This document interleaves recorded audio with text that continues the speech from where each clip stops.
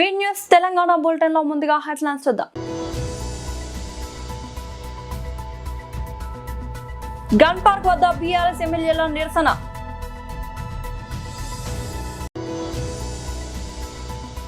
Shamirpet municipal ఎన్నికల సన్నాహక సమావేశంలో పాల్గొన్న ఎంపీ ఈటెల రాజేందర్.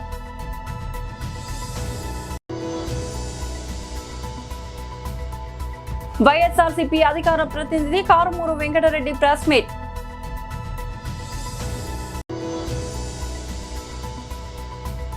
ప్రభాస్ పెళ్లైన 12 గంటల తర్వాత నా పెళ్లి, నవీన్ పోలిశెట్టి. గన్ పార్క్ వద్ద బీఆర్ఎస్ ఎమ్మెల్యేల నిరసన. ఈ రోజు శాసనసభ నడిపినటువంటి ఈరోజు తెలంగాణ శాసనసభ అంతా కూడా ఏకపక్షంగా ఒకే సైడు నడపడం పట్ల మా తీవ్రమైన నిరసన తెలియజేస్తూ ఈరోజు సభ నుంచి వాకౌట్ చేసి మేం బయటకు రావడం జరిగింది. ముఖ్యంగా ఈ శాసనసభ నడుస్తున్న తీరు పూర్తిగా ప్రజాస్వామ్య విలువలకు తిలోదకమిస్తూ శాసనసభ నియమ నిబంధనలను ఉల్లంఘిస్తూ ఈ సభ నడుపుతా ఉన్నారు. మొన్న బీఏసీ మీటింగ్ కు గంటన్నర సేపు ఆలస్యంగా వచ్చారు. మేమంతా పోయి కూర్చుంటే గంటన్నర దాకా బీఏసీ మీటింగ్ కు ప్రభుత్వం రాలే. బీఏసీ మీటింగ్ లో తీసుకున్న నిర్ణయాలు వేరు, ఈ రోజు శాసనసభలో బీఏసీ నిర్ణయాలని చెప్పి పెట్టింది పూర్తిగా వేరుగా పెట్టారు. బీఏసీలో 7 రోజులు అసెంబ్లీ నడుపుతామని, తర్వాత మళ్లీ బీఏసీ పెట్టి ఎన్ని రోజులు జరపాలో నిర్ణయిస్తామని బీఏసీలో నిర్ణయం జరిగింది. కానీ ఇలా బీఏసీ ఎజెండా ఏం చెప్పిన సభలో ఏం పెట్టారు, ఎన్ని రోజులు జరపాలన్నది స్పీకర్ గారి నిర్ణయానికి వదిలేసినాము అని. అంటే బీఏసీలో తీసుకున్న నిర్ణయాలను కూడా తప్పుదో పట్టిస్తూ సభను తప్పుదో పట్టించారు. ఇక సభ నడిపే తీరైతే పూర్తి అధ్వాన్నంగా ఉంది. ప్రధాన ప్రతిపక్షానికి మాట్లాడే అవకాశమే ఇవ్వడం లేదు. మూసీ మీద చర్చ జరిగినప్పుడు మేము కొన్ని ప్రశ్నలు సంధించాం. ఏ ఒక్క ప్రశ్నకు ప్రభుత్వం సమాధానం ఇవ్వలేదు. ముఖ్యమంత్రి గారు వచ్చి అడ్డగోలుగా గంటన్నర సేపు ప్రశ్నోత్తరాల సమయంలో మాట్లాడారు. మీరు మూసీ మీద అంత చర్చించాలనుకుంటే షార్ట్ డిస్కషన్ పెట్టండి, ఇంకో రోజు డిస్కషన్ పెట్టండి, ఎంతసేపు అయినా మాట్లాడదాం. కానీ ఇలా 10 క్వశ్చన్లు ఉన్నాయి, క్వశ్చన్ అవర్ ఉంది, ఇది సభ్యుల హక్కు, ఇది ఎక్కడిది అంటే ఆయన నోటికి హద్దే లేదు. ముఖ్యమంత్రి గారు అసెంబ్లీని బూతులమయం చేశాడు. ఆయన ఎన్ని బూతులు మాట్లాడినా, ఎంత అడ్డగోలుగా మాట్లాడినా స్పీకర్ గారు ఆయనను ఆపే ప్రయత్నం చేయరు. ఇలా మేము ముఖ్యమంత్రి గారు మాట్లాడిన వ్యాఖ్యల మీద మేము ప్రొటెస్ట్ చేస్తాము, మా యొక్క సూచనలు ఇస్తాము అంటే అసలు మాకు మైకే ఇవ్వడు. మాకు మైక్ ఇవ్వకుండా ఇంకొక విపక్షానికి మైక్ ఇచ్చారు, సంతోషం. మరి ప్రధాన ప్రతిపక్షానికి మైక్ ఇయ్యారా? అంటే మీరు సభ ఏంది, బీఆర్ఎస్ పార్టీకి మైక్ ఇయ్యము, బీఆర్ఎస్ పార్టీ మాట్లాడొద్దు అనే పద్ధతి ఉంటే మరి మేము సభకు ఎందుకు రావాలి? పైగా మేము పోరాడి మైక్ తీసుకుంటే మీరు ముఖ్యమంత్రిని విమర్శించొద్దు అంటాడు. ఇది ఎక్కడి పద్ధతి? అంటే ఇలా రాహుల్ గాంధీ గారు పార్లమెంట్ లో ప్రధానమంత్రిని విమర్శిస్తలేరా? రాహుల్ గాంధీ గారు ప్రధానమంత్రి మీద మాట్లాడటలేరా? మరి మేము ముఖ్యమంత్రి మీద మాట్లాడకపోతే సభకు రావడం ఎందుకు? షామీర్పేట మున్సిపల్ ఎన్నికల సన్నాహక సమావేశంలో పాల్గొన్న ఎంపీ ఈటెల రాజేందర్. 2 గంటలు సుదీర్ఘంగా అందరు మాట్లాడినారు. నేను ఇంత క్లారిటీతో ఇంత గొప్పగా మాట్లాడతారని ఎక్స్పెక్ట్ చేయలే. ఇక్కడ ఉన్న వాళ్ళందరూ కూడా అనేక సంవత్సరాలుగా బాధ్యతలు నిర్వహించిన వాళ్ళు, ప్రజాక్షేత్రంలో ఉన్నవాళ్ళు, అనుభవాన్ని గడించిన వాళ్ళు కాబట్టి తప్పకుండా మీకు అనుభవం ఉంటుంది, అందరూ మాట్లాడగలిగేటువంటి శక్తి ఉంటుంది. అధ్యక్షులు బుద్ధి సీనన్న, మన మాజీ అధ్యక్షులు రాష్ట్ర నాయకులు విక్రమరెడ్డి గారు, సుదర్శన్ రెడ్డి గారు, పెద్దలు నందారెడ్డి గారు, అదేవిధంగా మా అన్న చంద్రారెడ్డి గారు, శోభమ్మ, మా రామోజీ, సురేష్, మోహన్ రెడ్డి గారు, మా సుధాకరణ, లక్ష్మమ్మ, మా శైలజమ్మ, వెంకటరెడ్డి గారు, అదే సీనన్నకు, పావన్కి అందరికీ మండల పార్టీ అధ్యక్షులకి, మున్సిపాలిటీ అధ్యక్షులకి, రాష్ట్ర లెవెల్లో వివిధ హోదాల్లో పనిచేసే నాయకులకు, జిల్లా లెవెల్లో పనిచేసే నాయకులకు, డివిజన్ లెవెల్లో పనిచేసే నాయకులకు అందరికీ పేరు పేరిన నమస్కారం. చాలా రకాల సూచనలు చేసిండ్రు. నేను కూడా ఒక 10-15 సూచనలు చేస్తా. ఫస్ట్ ఉపన్యాసానికి ముందు ఎన్నిసార్లు మండల పార్టీ అధ్యక్షుడు పనిచేసినా, ఎన్నిసార్లు జిల్లా అధ్యక్షుడు పనిచేసినా మనల్ని మాత్రం బయట పరిచయం చేసినప్పుడు ఈయన మాజీ జిల్లా అధ్యక్షుడు, మాజీ మండల అధ్యక్షుడు మాత్రం చెప్పారు. కానీ సర్పంచ్గా పనిచేస్తే మాత్రం జీవితాంతం మాజీ సర్పంచ్ అని చెప్తారు. జీవితాంతం బోర్డు పెట్టుకుంటాడు మాజీ ఎంపీటీసీ అని, మాజీ కౌన్సిలర్ అని చెప్పి బోర్డు పెట్టుకుంటాడు, మాజీ మున్సిపల్ చైర్మన్ అని బోర్డు పెట్టుకుంటాడు. ఇక ప్రజెంట్ నౌకరీ చేసేటప్పుడు అంటే కార్పొరేటర్గా ఉన్నప్పుడు లేదా ఎంపీటీసీగా ఉన్నప్పుడు మండల పార్టీ అధ్యక్షుడు అని చెప్పి బోర్డు పెట్టుకోలేం, కానీ కార్పొరేటర్ మాత్రం పెద్ద బోర్డు పెట్టుకుంటారు. అంటే అర్థం ఏంటంటే రాజకీయ పార్టీకి అంతిమంగా గెలవడమే గిట్రాయి తప్ప ఇంకో గిట్రాయి ఉండదు, గుర్తుపెట్టుకోండి. భారతీయ జనతా పార్టీ సిద్ధాంతం, భారతీయ జనతా పార్టీ ఫిలాసఫీ ప్రజల ఆశీర్వాదం పొంది వార్డు స్థాయి నుంచి మొదలుపెట్టి పార్లమెంట్ స్థాయి వరకు మనం గెలిచి ప్రజలకు సేవ చేసేటువంటి ఫిలాసఫీ తప్ప ఇప్పుడున్నటువంటి ఈ దేశంలో సుపరిపాలన, స్వచ్ఛమైన పాలన, ప్రజలు మెచ్చే పాలన, గిట్లుండాలి గవర్నమెంట్ అని చెప్పి అయితే శభాష్ అంటారో ఒక గట్లాంటి ప్రభుత్వాన్ని పరిపాలన అందించేటువంటి బాధ్యత తప్ప పార్టీగా ఇంకొక బాధ్యత లేదు నాకు తెలిసి. వైఎస్ఆర్సీపీ అధికార ప్రతినిధి కారుమూరు వెంకటరెడ్డి ప్రెస్ మీట్. నూతన సంవత్సర శుభాకాంక్షలు. ఈ నూతన సంవత్సరంలో ఉన్న రాష్ట్రానికి మంచి జరగాలని చెప్పి, రాష్ట్రంలో అరాచకాలు పోవాలని చెప్పి మనస్ఫూర్తిగా కోరుకుంటా ఉన్నాం.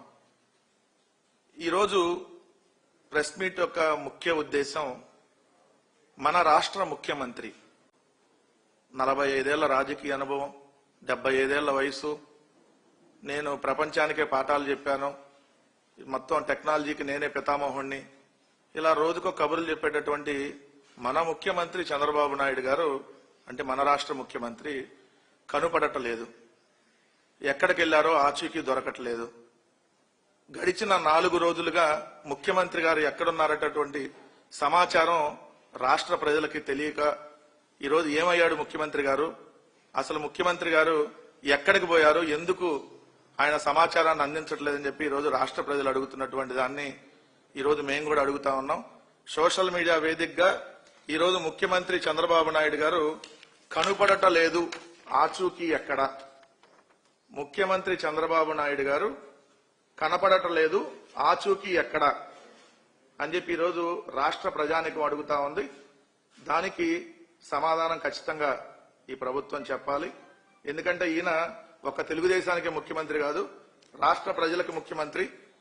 సో రాష్ట్ర ప్రజలకు ముఖ్యమంత్రిగా ఉన్నటువంటి చంద్రబాబు నాయుడు గారు కనపడకుండా ఎక్కడికి వెళ్లారు, ఆచూకీ తెలిస్తే సమాచారం అందించాలి. ఒకవేళ డీజీపీ గారి దగ్గర సమాచారం లేకపోతే కేంద్రాన్ని అన్న అడుగుతా ఉన్నాం, ఎందుకంటే మా రాష్ట్ర ముఖ్యమంత్రి గారు కనపట్టలేదు, సో ఎక్కడున్నారో సమాచారం అందించండి. దాంతో పాటు గౌరవ విద్యాశాఖ మంత్రిగా ఉన్నటువంటి సకల శాఖల విధ్వంస మంత్రి, ఆయన పేరుకి విద్యాశాఖ మంత్రి, ఆయన సకల శాఖల్ని విధ్వంసం చేయడానికి ఒక మంత్రిత్వ శాఖని క్రియేట్ చేసి ఆయనకి ఇచ్చారు. అన్ని శాఖల్ని విధ్వంసం చేయటమే ఆయన లక్ష్యం. ఆయన పేరు నారా లోకేష్, ఈయన ముఖ్యమంత్రి కొడుకు కూడా. సో ఈయన ఎక్కడున్నారో ఈయన కూడా కనపట్ల, ఈయన గడిచిన వారం రోజులుగా కనపట్ల, ఎక్కడున్నారో సమాచారం లేదు. సో అందరూ ఆందోళన చెందుతా ఉన్నారు. ఈరోజు ఏమైపోయాడు చంద్రబాబు నాయుడు గారు, ఏమైపోయాడు నారా లోకేష్ గారు, ఎక్కడికి వెళ్లారు, కనీసం నూతన సంవత్సరం రోజు శుభాకాంక్షలు చెప్పడానికి కూడా అందుబాటులో లేరు అని చెప్పి ఈరోజు రాష్ట్ర ప్రజానికం అడుగుతుంది. కాబట్టి మేము కూడా అడుగుతా ఉన్నాం, రాష్ట్ర ముఖ్యమంత్రి అండ్ రాష్ట్రాన్ని సకల శాఖలకి విధ్వంసం చేస్తున్నటువంటి సకల శాఖల విధ్వంస మంత్రి నారా లోకేష్ గారు ఎక్కడున్నారనేటటువంటి సమాచారం అడుగుతా ఉన్నాం. Tollywood young and energetic star Naveen Polishetty మరోసారి తన టైమింగ్ తో ప్రేక్షకులను అలరించడానికి సిద్ధమయ్యాడు. ఆయన హీరోగా, మీనాక్షి చౌదరి కథానాయికగా, కళ్యాణ్ శంకర్ తెరకెక్కించిన అనగనగా ఒక రాజు చిత్రం ఈ సంక్రాంతి కానుకగా జనవరి 14న థియేటర్లలోకి రానుంది. ఈ సందర్భంగా నిర్వహించిన ప్రచార వేడుకల్లో నవీన్ తన పెళ్లి నుంచి కెరీర్ స్ట్రగుల్ వరకు పలు ఆసక్తికర విషయాలను పంచుకున్నాడు. సోషల్ మీడియాలో ఎప్పుడు ట్రెండింగ్ లో ఉండే నవీన్ పెళ్లి అంశంపై విలేకరులు అడిగిన ప్రశ్నకు ఆయన అదిరిపోయే పంచ్ ఇచ్చాడు. ప్రభాస్ అన్నయ్య పెళ్లి చేసుకున్న మరుసటి రోజే కరెక్ట్ గా 12 గంటల తర్వాత నేను కూడా వివాహం చేసుకుంటా అంటూ నవ్వులు పోయించాడు. వరుస హిట్లతో దూసుకుపోతున్న నవీన్ ఈ చిత్రంతో తనను తాను కొత్తగా ఆవిష్కరించుకున్నట్లు తెలిపారు. ఏజెంట్ సాయి శ్రీనివాస ఆత్రేయ దగ్గర నుంచి మిస్ శెట్టి, మిస్టర్ పోలిశెట్టి వరకు నేను చేసిన ప్రతి పాత్ర భిన్నమైనది. ఇప్పుడు ఈ సినిమాలో గోదావరి జిల్లాల వేటకారం కలగలిసిన కొత్త తరహా పాత్రలు కనిపిస్తా. ఇది చూస్తున్నప్పుడు నా పాత సినిమాలు ఏవి గుర్తుకు రావు అని ధీమా వ్యక్తం చేశారు. ఈ సంక్రాంతికి పెద్ద సినిమాల పోటీపై స్పందిస్తూ మెగాస్టార్ చిరంజీవి మాలాంటి ఎందరో మధ్యతరగతి కుర్రాళ్లకు స్ఫూర్తి. ఆయన బాటలోని మేము ఇక్కడి వరకు వచ్చా. గురువు గారి సినిమాతో పాటు మా సినిమా రావడం ఒత్తిడిని కాదు, ఉత్సాహాన్ని ఇస్తుంది అని చెప్పాడు. ముంబైలో పెళ్లిళ్లకు హోస్ట్ గా పనిచేసిన గతాన్ని గుర్తు చేసుకుంటూ కష్టపడి పైకి వచ్చిన ప్రయాణమే తనను ఈ రోజు ఈ స్థాయిలో నిలబెట్టిందని నవీన్ పోలిశెట్టి భావోద్వేగానికి లోనయ్యాడు. బట్టల బజార్ శ్రీ బాలానగర్ వెంకటేశ్వర స్వామి దేవస్థానంలో 2026 నూతన ఇంగ్లీష్ క్యాలెండర్ ఆవిష్కరణ కార్యక్రమం నిర్వహించారు. Mahesh Babu fans, Yuvasena friends unit, Sabarimala Ayyappa Seva Samajam, Vasavi club, lions club of Pothana ఆధ్వర్యంలో ఈ కార్యక్రమం జరిగింది. నూతన క్యాలెండర్ ను 28వ డివిజన్ కార్పొరేటర్ శ్రీమతి గంధె కల్పన నవీన్ చేతుల మీదుగా ఆవిష్కరించారు. ఈ కార్యక్రమంలో దేవస్థానం వంశపారపర్యం ధర్మకర్త పరశారం శ్రీనివాస ఆచార్యులు పాల్గొని ప్రత్యేక పూజలు నిర్వహించారు. ఈ కార్యక్రమంలో గంధె గోవిందరాజులు, గంధె నవీన్, రవ్వ కృష్ణమూర్తి, రాజ మల్లన్న, శ్రీకాంత్, కోక చలపతిరావు, రవి, అక్కినపల్లి శ్రీనివాసులు, కిరణ్, ప్రశాంత్, రాము, పద్మ, వసుంధర, ఉషా, శోభారాణి, లక్ష్మి పాల్గొన్నారు. 28వ డివిజన్ ప్రజలు, అయ్యప్ప భక్తులు పెద్ద సంఖ్యలో హాజరై కార్యక్రమాన్ని విజయవంతం చేశారు.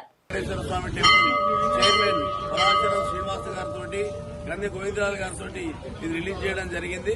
ప్రతి ఒక్కరికి ఈ క్యాలెండర్ పంపిణీ చేయడం జరుగుతుంది. మీ అందరికీ ధన్యవాదాలు. కిలావరంగల్ మండల రెవెన్యూ కార్యాలయాన్ని ప్రజలకు అందుబాటులో ఉంచాలని 40వ division corporator Marupalla Ravi demand చేశారు. గత ప్రభుత్వం ప్రజల సౌలభ్యం కోసం ఏర్పాటు చేసిన కార్యాలయాన్ని వేరే ప్రాంతానికి తరలిస్తే బీఆర్ఎస్ పార్టీ పక్షాన పెద్ద ఎత్తున ఉద్యమాలు నిర్వహిస్తామని హెచ్చరించారు. జనవరి 1వ తేదీ ఉర్సు ప్రతాప్ నగర్ లో జరిగిన బీఆర్ఎస్ కార్యకర్తల సమావేశంలో ఆయన మాట్లాడారు. కిలావరంగల్ పెట్రోల్ పంప్ వద్ద ఉన్న మండల రెవెన్యూ కార్యాలయాన్ని వరంగల్ మండల పరిధిలో ఏర్పాటు చేయాలని అధికారులు ప్రయత్నిస్తున్నారని ఆరోపించారు. అటువంటి ప్రయత్నాలను వెంటనే విరమించుకోవాలని డిమాండ్ చేశారు. కిలావరంగల్ పరిధిలోని ప్రజలకు రవాణా ఇబ్బందులు లేకుండా ఖమ్మం రోడ్ లేదా ఉర్సు రోడ్ లో కార్యాలయం ఏర్పాటు చేయాలని సూచించారు. వరంగల్ తూర్పు నియోజకవర్గం మహిళల సమస్యల పరిష్కారం కోసం హన్మకొండకు వెళ్లాల్సి వస్తోందని చెప్పారు. వరంగల్ మహిళలకు సౌకర్యంగా వరంగల్లోని మహిళా పోలీస్ స్టేషన్ ఏర్పాటు చేయాలని కోరారు. ఇటీవల వర్షాలతో నష్టపోయిన వారికి ప్రకటించిన ఆర్థిక సాయం అందరికీ బ్యాంకుల్లో జమ అయ్యేలా రెవెన్యూ అధికారులు చర్యలు తీసుకోవాలని డిమాండ్ చేశారు. మండల రెవెన్యూ కార్యాలయం కిలావరంగల్ పెట్రోల్ పంప్ కాడ ఉండేది. కిలావరంగల్ మండల పరిధిలో ఉన్న ప్రతి ఒక్కరికి అందుబాటులో ఉండేది. ఇప్పుడు రేవంత్ రెడ్డి ప్రభుత్వం తెలంగాణ రాష్ట్రంలో ఎక్కడైనా అద్దె కొంపలలో ప్రభుత్వ కార్యాలయం ఉండదు, వెంటనే తరలించి ప్రభుత్వ కార్యాలయం ఏర్పాటు చేయాలంటే మన కిలావరంగల్ మండల పరిధిలో ప్రభుత్వ కార్యాలయాన్ని వెతకలేక ఇప్పుడు వరంగల్ మండలంలోని లక్ష్మీపురంలకు తరలించడానికి ప్రయత్నిస్తున్నారు. దానివల్ల మనం అందరం కొంచెం ఇబ్బంది ఎదుర్కొనే అవకాశం ఉన్నది. కాబట్టి మనం అనేది ఏంటంటే అయితే కిలావరంగల్ రోడ్డు కానీ లేకపోతే ఉరుసు కరీంబాద్ రంగశేపేట రోడ్డు కానీ ఏర్పాటు చేస్తే ప్రజలకు ఎంతో సౌలభ్యం ఉంటుందని కూడా ఈ సందర్భంగా నేను తెలియజేస్తున్నాను. ఒకవేళ కనుక ప్రభుత్వం ఉండి బట్టి కనుక పెట్టి ఉంటే తప్పనిసరిగా మన పార్టీ పరంగా మనం ఉద్యమాలు చేపట్టాల్సిన అవసరం ఉందని కూడా ఈ సందర్భంగా తెలియజేస్తున్నాం. ఈరోజు మనం అందరం కలిసి మనం ప్రభుత్వానికి అల్టిమేటం ఇస్తాను. ఎట్టి పరిస్థితులైనా ప్రజల సౌలభ్యం విషయం ఉండాలి, వేరే విధంగా అయితే కాదన్న ఉద్దేశంతో మనం అడుగుతాము. సెకండ్ ఇంకోటి ఏంటంటే ఏదైనా మహిళా సమస్యలు వచ్చిందంటే మహిళా సమస్యల పరిష్కారం కోసం ఫిర్యాదు చేయాలంటే మన వరంగల్ నుంచి పెట్టి హన్మకొండ సుబేదారుల మహిళా పోలీస్ స్టేషన్ ఉన్నది. ఎంత దౌర్భాగ్యం ఇది! ఆడికి పోవాలి మన పిటిషన్ ఇచ్చినంటే ఎన్నో కిలోమీటర్ల దూరం పోవాల్సి వస్తుంది. ఇది కూడా మీరు వెంటనే మహిళా పోలీస్ స్టేషన్ కూడా ఈ వరంగల్కు సంబంధించిన ప్రాంతాలని నెలకొల్పాలని కూడా మనం డిమాండ్ చేస్తాను. థర్డ్ ఇంకోటి ఏంటంటే వరద బాధితులకు ప్రభుత్వం 15,000 రూపాయలు కూడా విడుదల చేస్తాం, 15,000 రూపాయలు ఆర్థిక సాయం చేస్తామని చెప్పిండు. కొందరికి అందినాయి. అది స్టేట్ బ్యాంక్ ఆఫ్ ఇండియా ఉన్న వాళ్ళకి వచ్చినాయి, మిగతా వాళ్ళకి రాలేదు. ఈ విషయం రాని విషయం కూడా మండలాధికారుల దృష్టి తీసుకొచ్చినాం. 2-3 ఇస్తామని కూడా చెప్పడం జరిగింది. ఒకవేళ కనుక ఇవ్వకుంటే మళ్ళీ మండల కార్యాలయాన్ని ఇస్తామని కూడా ఈ సందర్భంగానే తెలియజేస్తున్నా. ఈ 3 సమస్యల పట్ల మన పార్టీ డిసిషన్ తీసుకుంటారు. దయచేసి ఏదైనా కార్యక్రమం అంటే ప్రతి ఒక్కరు రావాల్సిందే విజ్ఞప్తి చేస్తున్నాం. సంగారెడ్డి జిల్లా మొగడంపల్లి మండలంలోని ఉప్పర్పల్లి తాండా జనవరి 1వ తేదీ మోతి మాత అమ్మవారి ఆలయ కమిటీ సభ్యులు మాట్లాడుతూ తెలంగాణలోని అతిపెద్ద జాతరగా పేరుగాంచిన ఈ జాతరకు తెలంగాణ, ఆంధ్రప్రదేశ్, కర్ణాటక, మహారాష్ట్ర రాష్ట్రాల నుంచి లక్షలాది మంది భక్తులు అమ్మవారి దర్శనం కోసం భారీ సంఖ్యలో తరలి రావడం జరుగుతుంది. ఈ జాతర జనవరి 2 నుండి 3వ తేదీ వరకు ఘనంగా నిర్వహించడం జరుగుతుంది. అమ్మవారి దర్శనం కొరకు క్యూ లైన్ ఏర్పాటు చేయడం జరిగింది. భక్తులకు మంచినీటి సమస్యలు తలెత్తకుండా సంపూర్ణంగా ఏర్పాటు చేయడం జరిగింది. వైద్య శిబిరం ఏర్పాటు చేయడం జరిగింది. పారిశుద్ధ కార్మికులు కూడా ఏర్పాటు చేయడం జరిగింది. భక్తులు రోజువారీగా టికెట్లు తీసుకుని దర్శనం చేసుకుంటూ మొక్కులు చెల్లించుకుంటున్నారు. ఆలయం వద్ద భక్తి జనంతో కిటకిటలాడుతుంది. భక్తులు భక్తి శ్రద్ధలతో ప్రత్యేక పూజలు నిర్వహిస్తూ మోతీమాత అమ్మవారిని దర్శించుకోవడం జరుగుతుందని ఆలయ కమిటీ సభ్యులు తెలియజేయడం జరిగింది. జాతర కంప్లీట్ అయి 31లో పడ్డది కాబట్టి ఈ జాతరకు వివిధ రాష్ట్రాల నుంచి కర్ణాటక, మహారాష్ట్ర, ఆంధ్రప్రదేశ్, తెలంగాణ నుంచి వివిధ జిల్లాల నుంచి ఈ జాతరకు రావడం జరుగుతుంది. ఈ జాతరకు భారీ ఎత్తున మన తెలంగాణలో మేడారం జాతర ఎలాగనో ఈ రెండో జాతరలాగా అంత భారీ ఎత్తున జనాలు ఆకర్షణ అవుతారు. ఇక్కడ మొదటిగా ఈ జాతరలో రేపు 2వ తారీఖు అమ్మవారికి నైవేద్యం సమర్పిస్తారు. మరుసటి రోజు 3వ తారీఖు బలిదానం చేయడం జరుగుతుంది. మరి మరుసటి రోజు 4వ తారీఖు రోజు కూడా భక్తులు ఈ మా బంజారా ముద్దు బిడ్డలందరూ దర్శనం చేసుకొని వాళ్ళ కోరికలు సమావేశం వేర్పరుచుకొని కూర్చోవడం జరుగుతుంది. మరి ఈ జాతరకు మనకు సహకరించిన దేవాదాయ శాఖ అధ్యక్షులు కేశవరాం రాథోడ్ గారు, మరియు గౌరవ అధ్యక్షుడు కిషన్ పవర్ గారు, మరియు మన నారాయణ్ వైస్ చైర్మన్ గారు, మన ప్రధాన కార్యదర్శి మన పవన్ రాథోడ్ గారు, మరియు లింబాజీ గారు, మరియు రామ్శెట్టి మాజీ సర్పంచ్లు, మరియు మన వివిధ గ్రామం నుంచి వచ్చిన కమిటీ మెంబర్లు, సర్పంచ్లు, ఎంపీటీసీలు, కొత్తగా ఎన్నుకున్న సర్పంచ్లు, మాజీ సర్పంచ్లు అందరూ యూనిటీగా ఉండి ఐక్యతగా ఉండి ఈ జాతరలో ఎలాంటి సమస్యలు రాకుండా నీటి సమస్య కానీ, ఎలాంటి భక్తులకు ఎలాంటి ఇబ్బంది జరిగినా కానీ, తిండి విషయంలో కానీ, మంచినీళ్ళ విషయంలో కానీ ఎలాంటి సహకారమైన భక్తులందరూ కలిసి కమిటీ సభ్యులందరూ కలిసి వీళ్ళకి సహకారం చేస్తారు. కాబట్టి అందరూ ఈ మోతీ మాతకు అందరూ సహకరించి భారీ ఎత్తున భక్తులు రావాలని మా కమిటీ తరఫు నుంచి మేము అందరం కోరడం జరుగుతుంది. కాబట్టి ఇది చాలా పవర్ఫుల్ అమ్మవారు. మనము ఏదైనా కోరిక కోరుకుంటే 100% ఈ అమ్మవారు నెరవేరుస్తుంది. కాబట్టి మీరందరూ భక్తులు భారీ ఎత్తున రావాలని నేను కోరుచున్నాను. కాబట్టి ఈ కమిటీ వాళ్ళందరూ సహకరిస్తారు. మీ ఏ సమస్యలు ఉన్నా కమిటీ వాళ్ళు ఉంటారు, అందుబాటులో ఉంటారు. వాళ్ళకు సలహాలు సూచనలు చేయండి. ఈ కమిటీ వాళ్ళందరూ మన ఈ జాతరకు విద్యుత్ శాఖ కానీ, పోలీస్ శాఖ కానీ, మున్సిపల్ శాఖ కానీ, లేకపోతే హెల్త్ డిపార్ట్మెంట్ కానీ అందరు సహకరిస్తారు.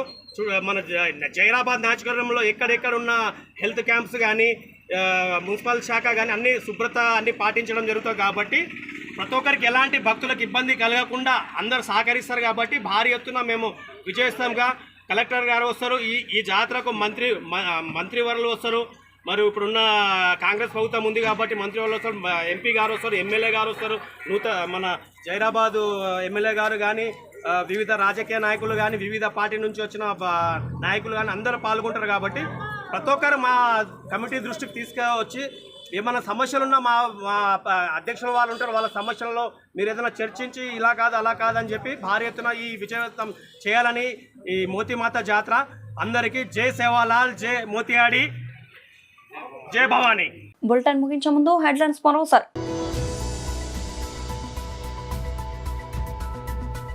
గన్ పార్క్ వద్ద బీఆర్ఎస్ ఎమ్మెల్యేల నిరసన.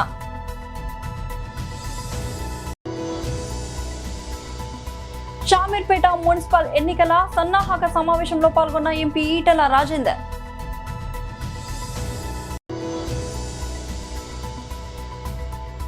వైఎస్ఆర్సీపీ అధికార ప్రతినిధి కారుమూరు వెంకటరెడ్డి ప్రెస్ మీట్.